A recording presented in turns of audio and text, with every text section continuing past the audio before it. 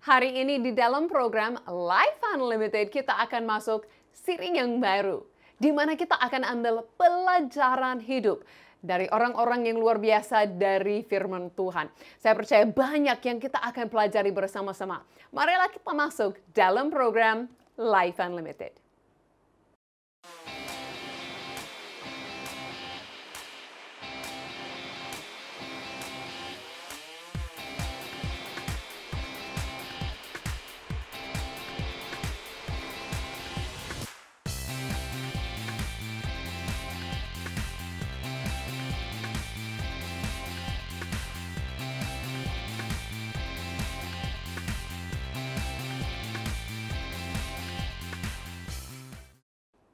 Selamat berjumpa kembali dalam program Life Unlimited bersama dengan saya, Susan Hoover.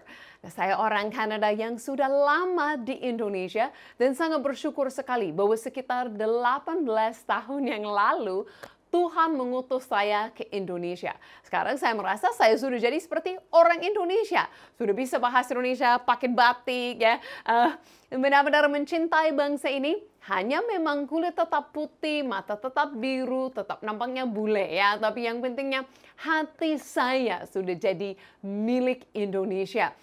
Lidah saya juga sepertinya. Nah, saya bersyukur sekali melalui program Life Unlimited ini, kita punya kesempatan untuk orang-orang dari seluruh Indonesia bisa nonton program ini, ambil bagian, partisipasi, dan diberkati Tuhan. Setelah program ini boleh hubungi juga kami punya call center. Ya, boleh minta dukungan doa, boleh tanya-tanya, boleh bawa kesaksian. Nah, setiap minggu ada orang-orang yang hubungi kami, WA kami, minta doa. Banyak sekali yang sakit. Dan yang luar biasa, setelahnya mereka kembali lagi hubungi kami untuk memberi kesaksian. Nah, di sini saya pegang banyak sekali kesaksian dari para pemirsa Life Unlimited yang hubungi kami dan didoakan. Kemarin ada seorang bapak dari Riau. Nah, dia beri kesaksian, oke? Ini karena ada kemarin dia minta doa untuk anaknya. Nah, anaknya ini sakit asam lambung. Nah, didoakan. Dan setelah itu 1 minggu kemudian memberi kabar bahwa Tuhan Yesus sudah menyembuhkan anaknya. Wah, luar biasa ya Pak, kuasa Tuhan. Dia peduli tentang setiap sakit penyakit dan juga peduli untuk anak-anak kita. Nah, ini adalah kesaksian, contohnya dari banyak kesaksian. Dan saya bersyukur karena Bapak ini dari Riau berkata apa? Bahwa Yesus yang menyembuhkannya. Memang bukan saya, bukan timnya yang nanti melayani di call center. Tapi itu semuanya Yesus yang melakukannya. Kami hanya senang bisa partisipasi dengan pemirsa, berdiri dalam iman dan berdoa bersama. Tapi semuanya itu dari Yesus yang kasih mujizat. Jadi sepanjang program ini Anda lihat ada nomor WA, sosial media yang lain-lain. Marilah gabung bersama dengan kami, partisipasi bersama dengan kami, dan lihat Tuhan yang lakukan yang luar biasa. Amin. Nah, seperti saya katakan tadi, kita hari ini akan masuk dalam satu siri yang baru. Nah, siri yang baru ini adalah pelajaran hidup. Karena saya melihat saat saya baca firman Tuhan, begitu banyak orang yang luar biasa sekali. Dan mereka juga sama seperti kita. Kadang-kadang lakukan kesalahan, kadang-kadang milih yang baik ya. Nah, itu memberi kepada kita, kenapa kisah-kisah kan ada di dalam firman Tuhan. Bukan saja Tuhan langsung kasih tahu, jujur, jangan bohong, lakukan yang baik, jangan yang jahat. Kan Tuhan tidak saja memerintahkan kita, tapi Dia kasih contoh-contoh melalui kehidupan-kehidupan mereka. Dan ini adalah pelajaran yang sangat-sangat berarti, sangat-sangat baik bagi kita semua. Memang di dalam kehidupan ini banyak cara untuk belajar. Ada yang mengajar, ya kita catat, ada kita hafal, banyak cara. Tapi cara terbaik adalah untuk kita melakukannya. Nah, kadang-kadang tidak sempat melakukan segala sesuatu. Jadi bolehlah kita belajar dari kesalahan atau kebaikan orang lain. Nah, itu ya. Jadi itu yang kita bisa lakukan saat kita membaca tentang mereka-mereka, pribadi-pribadi yang ada dalam firman Tuhan. Hari ini saya memilih mulai dengan seorang wanita. Bukan saja karena saya wanita, tapi karena saya merasa kisah ini di dalam firman Tuhan sungguh-sungguh menarik sekali. Dan itu adalah kisah Ruth. Ada nggak yang nonton namanya Ruth? Ya. Nah, hari ini saya mau kita masuk dalam kisah Ruth. Ruth itu kenapa menarik kepada saya? Ruth itu menjadi orang yang luar biasa. Ya, dia sampai kalau kita tahu dari keturunan Ruth ada Raja Daud. Oke, dan setelah itu dari keturunan Ruth sampai ada Sang Mesias kita, Yesus pun dilahirkan. Ruth itu dijadikan orang luar biasa, tapi pada awal kisahnya, hidup Ruth bukan luar biasa. Ruth itu adalah seorang janda. Bukan saja dia janda, tapi dia hidup dalam keluarga janda semua. Nah, bisa bayangkan betapa merasa sedih, betapa susah kehidupannya. Ya, mungkin merasa pun mungkin ada kutuk dan yang lain-lain. Benar-benar merasa rendah sekali. Dari itu keluarganya keluar ke daerah dia, ada nama ibunya, bukan ibunya, ibu mertuanya, Naomi. Nah, suaminya Naomi pun, bapak itu pun meninggal. Mereka ada 2 anak laki-laki menikah. Salah satunya menikah sama si Ruth. 2 anak laki-laki ini meninggal. Jadi bapak, 2 anak, semua suami 3 ini meninggal. Tinggalkan Naomi, ibu mertua, Ruth, dan satu lagi, istri. Nah, ini semua kan akhirnya Naomi katakan, waduh, hidup kita ini pahit sekali. Pahit, buruk, tidak ada yang baik yang terjadi. Saya mau pulang ke kampung saya. Nah, saat Naomi mau pulang ke kampungnya, dia suruh kepada 2 janda ini daripada anak lelakinya. Dia katakan kepada perempuan 2 ini, kalian di sini saja di bangsamu, cari suami yang baru, cari hidup yang baru. Nah, satu setuju, oke, akhirnya mau kembali lagi kepada keluarganya, cari suami yang baru. Tapi si Ruth ini berkata kepada mama mertuanya, tidak mau, saya mau mengikutimu dan mengikuti Tuhanmu, Tuhan yang benar. Dia mau tinggalkan segala sesuatu. Dia tidak cari masa depan untuk dirinya, tapi dia memutuskan untuk percaya kepada Tuhan.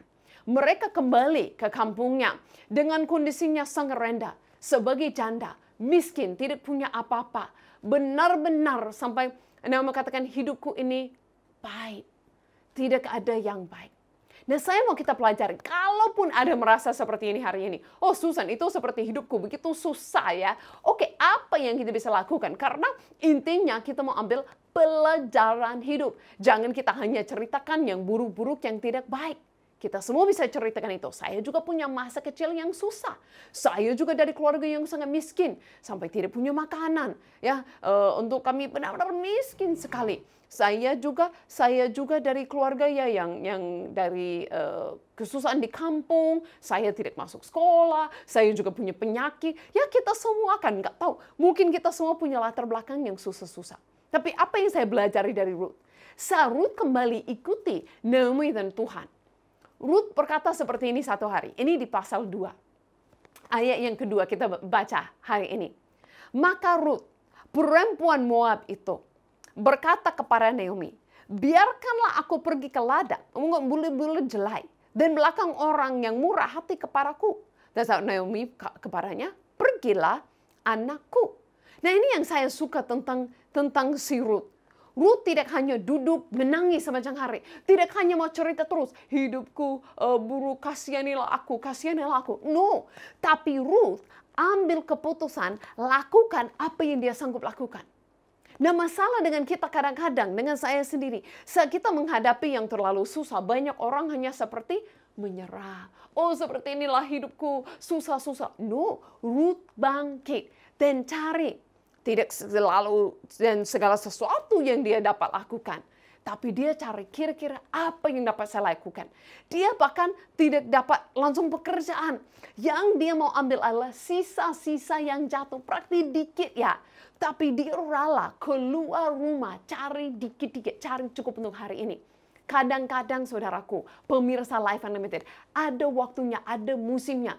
Di mana mungkin kita hanya dapat lakukan apa yang kita lakukan.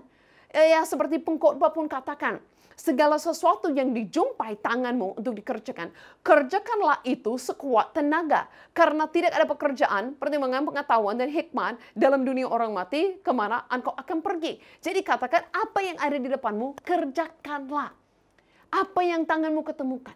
Mungkin belum sampai pekerjaan yang kita sangat rindu sekali, sampai hidup yang kita mau, tapi pada musimnya. Apalagi sekarang di dunia, cari pekerjaan di mana-mana susah. Ekonomi menurun semua. Tidak segala sesuatu aktivitas yang dapat kita lakukan. Jadi apa yang kita lakukan? Yang ada di depan kita. Saya pun ikuti seperti itu. Saya tidak bisa lakukan semua pelayanan seperti dulu. Saya dibatasi. Ya sudah, saya ambil apa yang dapat saya lakukan. Dan lakukan itulah. Itu pelajaran hidup pertama dari Ruth. Lakukanlah apa yang kita dapat lakukan pada saat ini. Dan yang luar biasa, saat kita lakukan bagian kita yang kecil seperti itu, Tuhan ambil bagian besar. Tuhan ambil bagian besar. Kita lakukan bagian kita kecil. Ruth cuma keluar ke ladang, cari sisa-sisa makanan. Dan Tuhan lakukan bagian besar. Kenapa saya bisa katakan itu? Karena saya pun pernah berpikir, kenapa Ruth bisa keluar cari sisa-sisa? Bukankah saat orang kerja di ladang ambil semua? Mana ada mereka izinkan jatuh dan biarin. Tapi ternyata ada perintah dalam firman Tuhan justru untuk saat-saat seperti ini.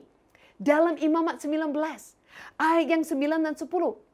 Pada waktu kamu menuai hasil tanammu, janganlah ladangmu habis-habis sampai tepinya. Dan janganlah kebun apa yang ketinggalan dari penuaianmu. Juga sisa-sisa buah anggur. Ya, janganlah kau petik untuk kedua kalinya. Dan buah kejatuhan di kebun anggurmu, janganlah kau pungut. Jadi biarkannya. Tapi semuanya itu harus kau tinggalkan. Bagi orang miskin dan bagi orang asing. Akulah Tuhan Allahmu. Nah, ini menarik dan luar biasa bagi saya. Bahwa Tuhan jauh-jauh sebelum ada Ruth. Jauh-jauh sebelum ada Ruth, orang asing ini yang mau datang. Seorang janda, seorang miskin yang tidak siapa-siapa. Tuhan sudah memikirkan. Dan Tuhan suruh memikirkan kita, orang miskin, orang asing, siapapun kita.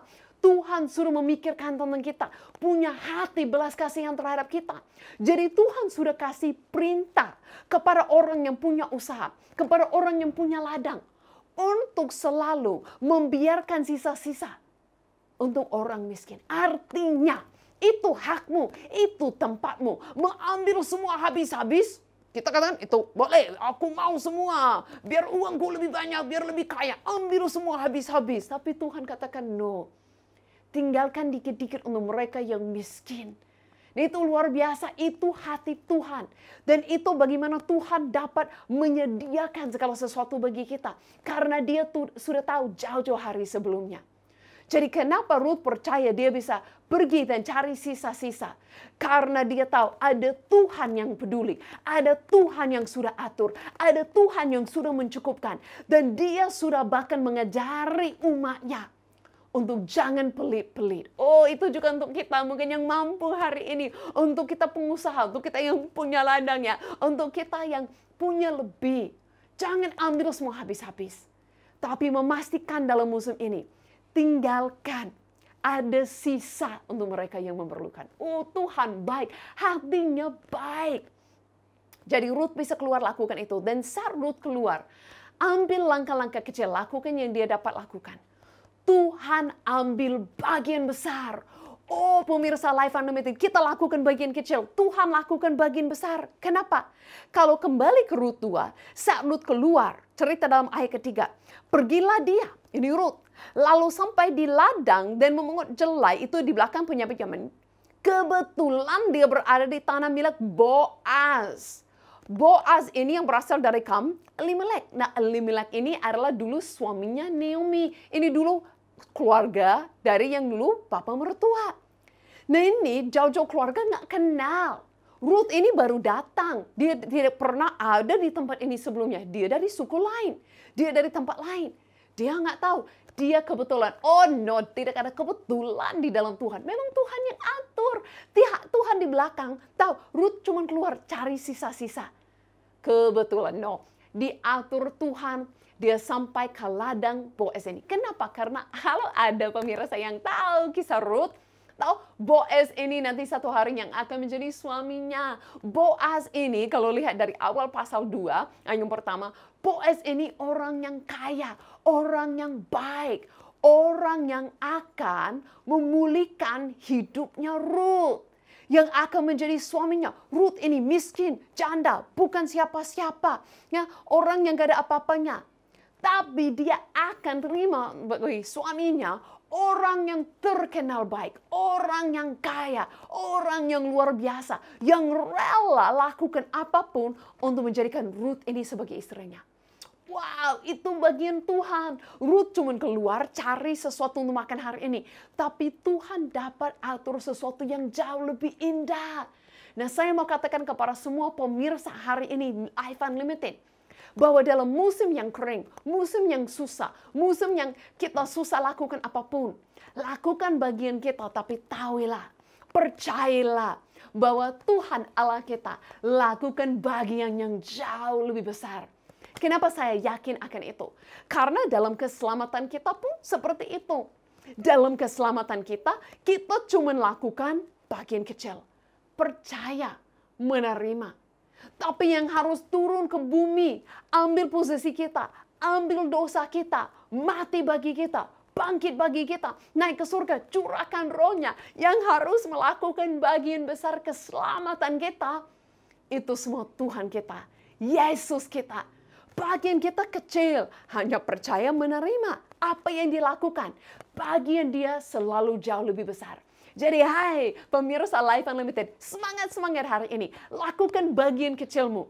Dengan mengerti, mengetahui, percaya, Tuhan lakukan bagian yang lebih besar.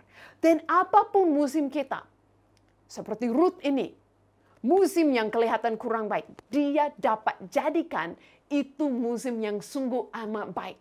Dengan nanti Ruth ini ketemu si Boaz. Dan semuanya akan berubah. Masa depan yang cerah, yang penuh pengharapan, penuh berkat dan sangat baik.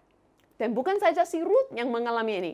Banyak orang dalam firman Tuhan, saat mereka mengalami musim yang kelihatan tidak baik, Tuhan turut bekerja mendatangkan kebaikan. Satu lagi yang saya bisa ingat adalah Rasul Yohanes. Untuk kisah ini, mari mengikuti saya ke tanah Yunani. Untuk kita ke Pulau Patmos. Ini adalah Pulau Patmos. Hari ini sangat cantik sekali, indah sekali pulau ini. Tapi kalau 2000 tahun yang lalu, Rasul Yohanes diusir ke Pulau Patmos ini sebagai satu hukuman. Dan pada waktu itu tidak ada bangun-bangun, tidak ada sesuatu yang dibuat oleh manusia yang modern seperti ini. Bisa lihat saja, bisa bayangkan kalau hanya bukit-bukit yang ada. Bisa lihat bukit-bukitnya kering, berbatu-batu. Ini bukan satu daerah yang berbuah, yang kelimpaan. Ini adalah satu tempat yang kering dan tidak ada apa-apanya. Nah, mungkin kita pernah berpikir bahwa Rasul Yohanes di sini cukup lama, bahkan sampai dia mati, sampai akhir hidupnya. Tapi banyak sejarah itu berkata bahwa Rasul Yohanes mungkin hanya di sini, hanya sampai 2 tahun, hanya beberapa tahun di sini. Nah, saya pikir-pikir, Tuhan ini kita sangat luar biasa sekali. Kenapa? Karena kalau Yohanes tidak mati sebagai seorang martir seperti rasul yang lain, tapi diutus ke tempat seperti ini, yang kering, yang tidak ada apa-apa. Makanya akhirnya dia masuk gua, dia berdoa, dan dia terima penglihatan yang luar biasa sekali. Pewahyuan akan Yesus yang luar biasa sekali. Sampai dia bisa menulis kitab wahyu yang dikirim ke negara Turki yang di sana, kepada 7 gereja yang ada di sana. Nah, ini artinya Tuhan bisa ambil satu musim yang tidak baik, satu musim yang kering di dalam kehidupan kita, satu musim yang kelihatan tidak ada apa-apa dalam kehidupan kita, dan bisa menjadikan itu sesuatu yang sungguh berdampak, yang sungguh indah bagi kita. Jadi saya lihat dari pengalaman Rasul Yohanes, banyak hal yang kita bisa belajar untuk hidup kita. Musim yang kering dan tidak indah, musim yang kelihatan tidak ada apa-apa, sebenarnya pasti Tuhan punya tujuan, Tuhan bisa kerjakan dan membuat sesuatu yang baik bagi kita, sesuatu yang berdampak juga bagi orang lain. Saya percaya kita nikmati video yang singkat ini dari Pulau Patmos. Nah, Yohanes pun mengalami yang sama. Yang kelihatan sesuatu musimnya yang kering, yang tidak baik. Dia bahkan harus tinggal di daerah yang sunyi seperti itu, sendirian.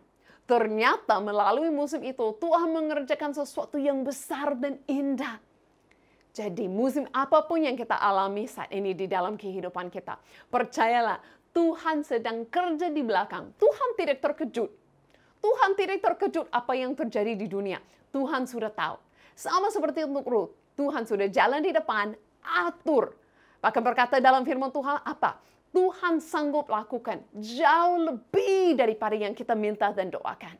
Jadi beranilah kita percaya, minta, doakan hal-hal yang besar daripada Tuhan. Tapi Tuhan pun sanggup lakukan lebih daripada itu. Nah kalau kita tahu pernah ada Ruth jumpa sama Boaz dalam pasal 2 itu juga. Ya, itu tidak terjadi pas hari itu. Ruth keluar, dia ambil sisa-sisa di ladang. Boaz datang pada hari itu. Wah, hai, perempuan cantik, jadilah istriku. Wah, dibawa, senang untuk selama-lamanya. Tidak seperti itu. Ruth kerja setiap hari, berbulan-bulan.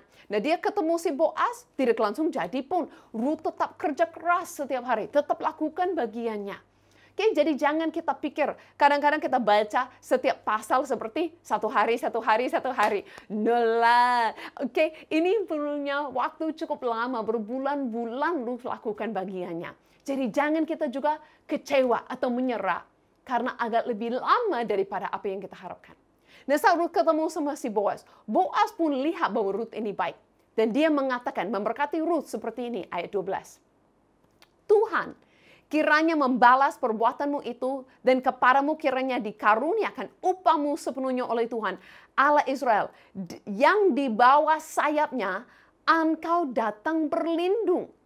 Nah, berkata dalam firman ini, Ruth memilih, Boaz pun lihat, perhatikan, bahwa Ruth memilih berlindung di bawah Tuhan. Dia tidak lari ke bangsanya, cari suami, ambil hidup yang lebih gampang.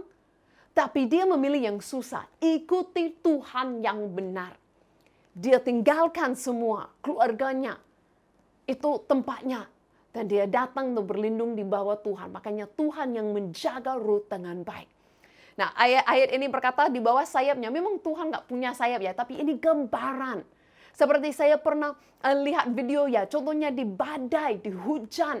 Ada seekor ayam yang melindungi anak-anaknya di bawah sayapnya. Di bawah hujan-hujan itu melindungi anaknya. Itu adalah gambaran Tuhan di badai kehidupan ini. Di badai masalah ini, di badai apapun. Kita di bawah tempatnya Tuhan. Tangannya Tuhan, perlindungan Tuhan. Bahkan saya mau baca hari ini, janji-janji daripada Tuhan. Janji-janji Tuhan itu dalam Mazmur 91. Inilah yang kita katakan kepada Tuhan. Aku berkata kepada Tuhan, tempat perlindunganku dan kubu pertahananku. Allahku yang kupercayai. Sungguh, dialah yang akan melepaskan engkau dari jerat perangkap buruk dan penyakit sampar yang busuk. Dan dengan kepaknya dia akan melindungi engkau. Di bawah sayapnya engkau akan berlindung. Kesetiaannya adalah perisai dan pagar tembok. Ini adalah Tuhan adalah tempat yang aman-aman. Nah, berkata kita deklarasi seperti ini. Tuhan, engkau tempat perlindungan. Dan Tuhan berjanji. Dia melindungi kita. Dia tetap setia kepada kita. Kasih setianya ada bagi kita. Tuhan tetap baik. Tuhan begitu mengasihi kita. Bagian kita kecil. Lakukan apa yang kita bisa lakukan. Percaya kepada Tuhan. Bagian Tuhan, tanggung jawabnya Tuhan besar kepada kita. Hatinya besar kepada kita. Bahkan berkata dalam ayat-ayat berikut, tidak usah takut terhadap kedahsyatan malam ataupun panah yang terbang waktu siang. Terhadap penyakit sampar yang berjalan di dalam gelap. Terhadap penyakit menular. Itu pun tidak usah takut. Wow! Itu luar biasa kepada kita hari ini. Bahkan saya lihat itu berkata sebab ayat 9. Sebab Tuhan ialah tempat perlindunganmu. Yang maha tinggi telah kau buat tempat perteduhanmu. Nah, ini janji-janji kepada kita. Berkata kita akan aman-aman. Bahkan dia akan suruh malaikatnya menjaga-jaga kita. Kalau kita hari ini belajar dari hidupnya Ruth. Sama seperti Ruth. Tidak punya hidup sempurna. Punya hidup yang cukup susah. Tapi kita percaya kepada Tuhan. Tuhan yang janji. Dia yang menjaga kita. Dia berkata seperti janjinya kepada kita. Ayat 15. Bila ia bersuruh kepadaku, aku akan menjawab. Aku akan menyertai dia. Ini janji untuk kita semua pemirsa Life Unlimited. Aku akan menyertai dia dalam kesesakan. Aku akan meluputkan dia dan memuliakannya. Dengan panjang umur akan kukenyangkan dia. dan akan kuperlihatkan kepadanya keselamatan daripadaku. Oh, sangat indah. Sangat indah janji ini, menerima saat ini. Dan kita masuk dalam satu lagu. Tuhan tak pernah gagal. Mari kita merenungkan.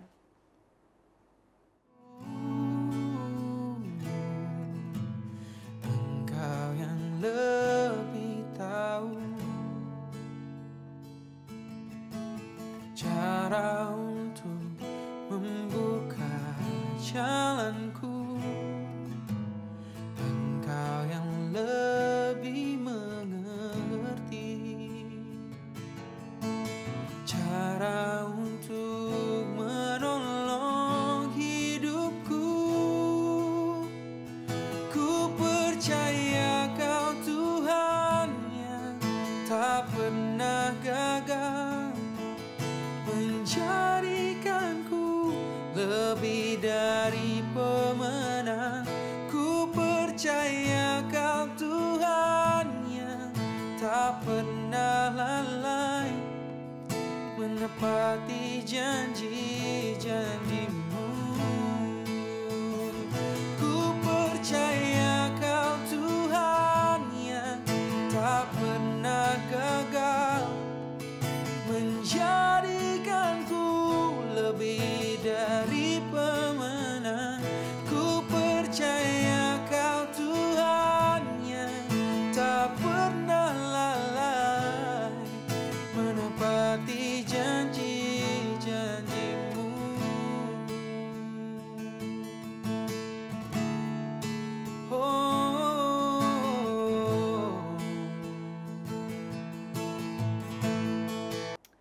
Oh, amin, amin. Mari kita berdoa.